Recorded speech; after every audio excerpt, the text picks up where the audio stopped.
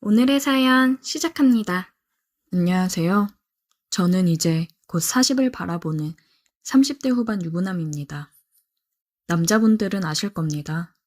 남자에게 첫사랑이란 정말 무덤까지 잊을 수 없는 존재라는 것을요.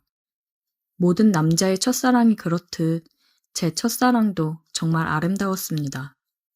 천사 같았어요. 대학에 가서 처음으로 사귀었던 여자친구였는데 둘 다 정말 풋풋하고 귀엽게 사랑했습니다.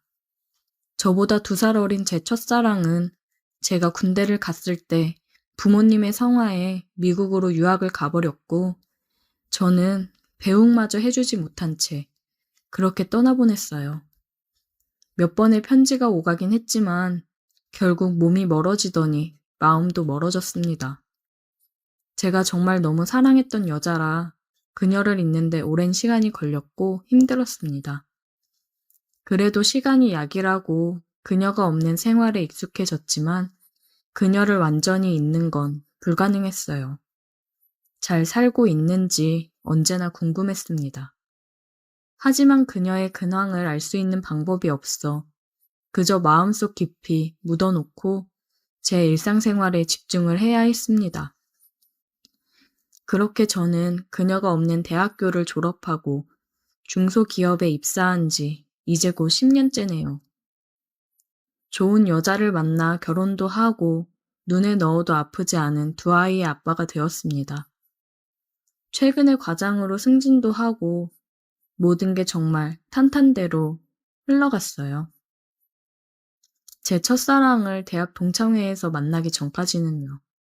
평범하게 그지없던 제 삶이 20년 가까이 되는 세월이 흘러 만난 첫사랑에 의해 혼란스러워졌습니다.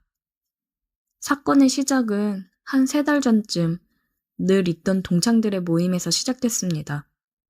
저희 동기는 꽤 단합력이 두터워 동창회는 매년 개최할 뿐만 아니라 그 외에도 두루두루 술자리를 가지며 친목을 유지했습니다.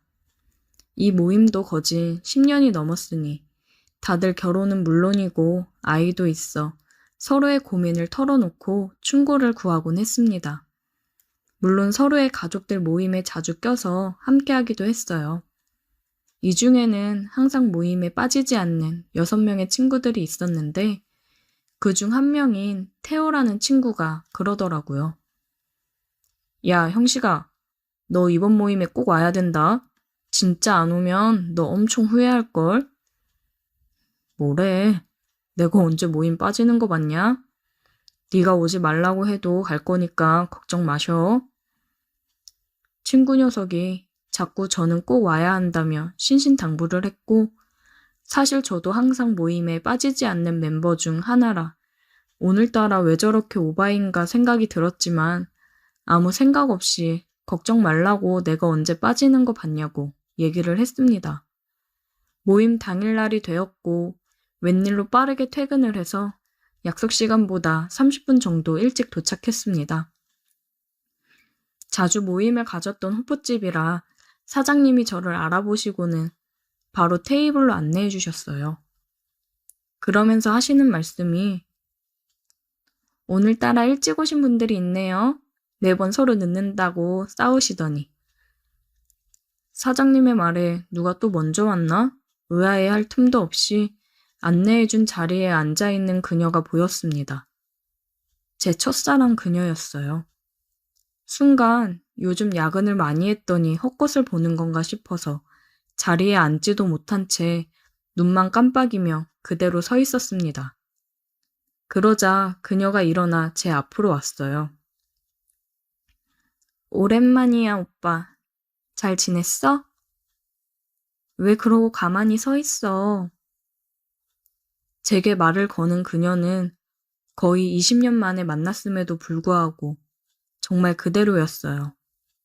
세월의 풍파를 맞은 건 저만의 일인 듯 그녀는 아직도 맑고 하얀 피부에 도톰하고 붉은 입술, 가녀린 체구까지 달라진 것이라고는 제 마지막 기억 속의 그녀는 검은색 긴 생머리였다면 지금의 그녀는 짧은 단발머리였습니다. 그래도 그녀는 단숨에 알아볼 수 있을 정도로 그대로였어요. 여전히 아름다웠습니다. 선이야, 진짜 오랜만이다. 잘 지냈지? 당황하며 어색하게 자리에 앉는 저를 보며 그녀는 웃어 보였고 근황 얘기를 하더라고요. 유학 간 뒤 쭉 미국에서 생활하다가 결혼까지 했는데 집안에서 맺어준 결혼이라 결국 마음이 맞지 않아 이혼 후 미국 생활을 접고 한국에 오게 되었다고 했어요.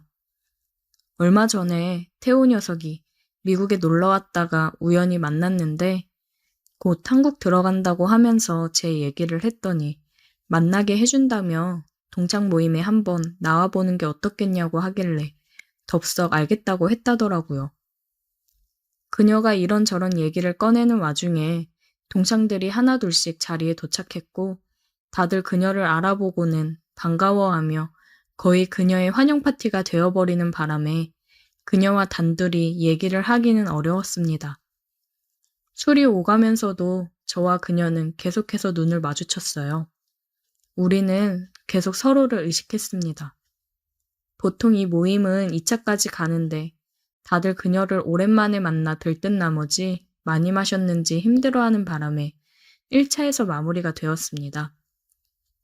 동창들은 이제 나이가 나이인지라 예전 같지 않다며 그래도 오랜만에 보니 너무 반가웠다고 다음에 꼭 다시 나오라고 그녀에게 신신당부하며 하나둘 자리를 떠났습니다. 그렇게 왁자지껄했던 술자리가 한 명 한 명 빠질 때마다 조용해졌고 야, 나 그럼 먼저 들어간다. 네가 선이 잘 데려다줘라.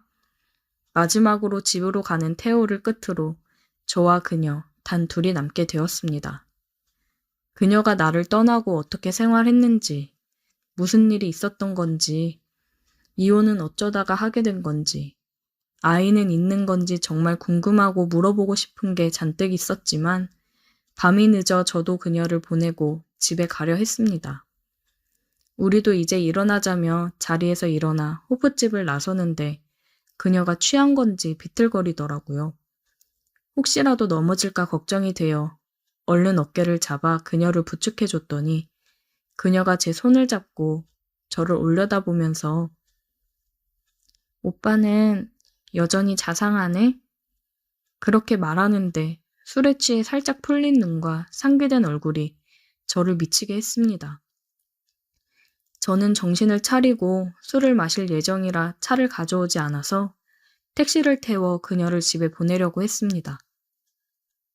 오빠, 이제는 내가 걱정이 안 되나 봐? 옛날에는 내가 괜찮다고 해도 걱정된다고 맨날 집까지 데려다 줬었잖아. 그녀의 말에 저는 정말 마음이 너무나도 흔들렸고 결국 택시에 같이 올라탔습니다. 그녀는 제가 다니는 회사에서 가까운 데 위치한 아주 고급 오피스텔에 거주하더라고요. 엘리베이터에서 그녀의 허리를 감싸 부축하며 올라가는데 그녀가 제 품에 안겨 있어서 그런지 정말 심장이 빠르게 뛰고 당장이라도 그녀에게 입을 맞추고 안고 싶었지만 저는 가정에 있는 사람이기 때문에 참았습니다. 그녀의 집 앞에 도착했고 그녀는 저에게 비밀번호를 불러주며 문을 열어달라고 했습니다. 저는 많이 취한 그녀를 대신해서 문을 열어주었습니다. 그리고 거실 소파에 그녀를 눕혔고 저는 담요를 덮어주고 집에 가려고 했습니다. 가지마, 오빠. 그녀가 제 손목을 잡으며 못 가게 하더라고요. 여태까지 참을 수 있었지만 그녀가 저를 잡으며 가지 말라고 하는 그 한마디에 저는 모든 이성을 놔버렸습니다. 그녀가 저를 쳐다보는 눈빛이 너무 애절하고 끈적했어요. 그렇게 우리는 다시 한번 서로 눈을 맞추었고 입을 맞추었습니다. 한참을 그녀와 함께 행복한 시간을 보냈고 정신을 차리고 보니 시간이 많이 흘러 있어서 서둘러 집으로 향했습니다. 보통 모임에서 3차 후에 해산하는 시간과 비슷하여 다행이라고 생각했어요. 집에 도착하여 침대에 잠든 아내를 보는데 미안함은 들었지만 후회하지는 않았습니다. 그저 다신 그런 실수를 하지 않아야겠다 스스로 다짐하며 제 아내를 꼭 안고 잠들었습니다. 그리고 주말에는 가족들과 함께 행복하게 시간을 보냈어요. 가정이 주는 안정감은 역시나 행복했습니다. 그리고 월요일이 되자 제 그녀에게 연락이 오기 시작했습니다. 오빠, 그렇게 가고 연락할 줄 알았는데 연락이 한 번 없네. 우리 못다한 얘기 많지 않아? 우리 집에서 저녁이나 같이 먹으면서 얘기 좀 나누자. 우리 얘기도 많이 못했잖아. 다시는 실수하지 말자고 다짐을 했어도 저는 그녀의 말이면 어쩔 수가 없더라고요.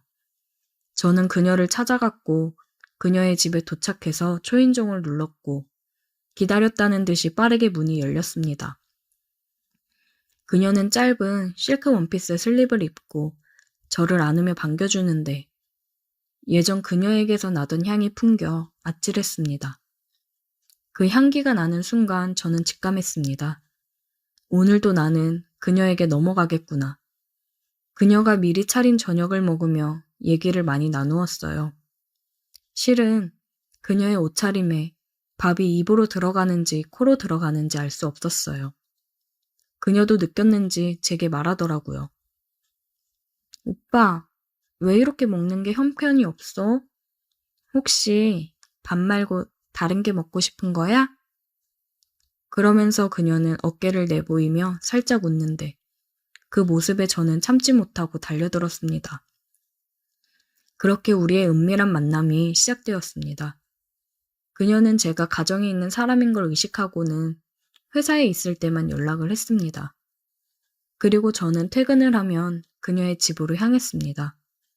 아내가 요즘 퇴근이 많이 늦어지는 것 같다며 걱정하자 과장이 되고 나서 업무량이 확실히 늘었다며 돈을 많이 주는 이유가 따로 있었다고 거짓말로 얼버무렸습니다. 그래도 주말은 항상 가족이랑 보내려고 했습니다. 오히려 그녀와의 만남 전보다 가족들에게 더 헌신했어요. 하지만 시간이 지날수록 이 관계를 가족들에게 들킬까봐 걱정이 되더라고요. 하지만 또 제 평생을 그리워하던 첫사랑을 놓치고 싶진 않습니다. 그녀와 함께 있으면 제가 20대로 돌아간 것 마냥 행복합니다. 그녀가 다시 제게 돌아온 건 두 번 다시 없을 기회일지도 모르잖아요. 하지만 아내와 눈에 넣어도 아프지 않을 내 자식들을 생각하면 또 흔들립니다. 제가 이루어낸 이 평화로운 가정 또한 지키고 싶어요. 정말 제 인생 최대의 고민에 빠졌습니다. 저는 어떻게 해야 이 모든 것을 지킬 수 있는 걸까요? 오늘의 사연 여기까지입니다. 오늘도 들어주셔서 감사해요. 구독, 좋아요, 알림 설정 부탁드려요.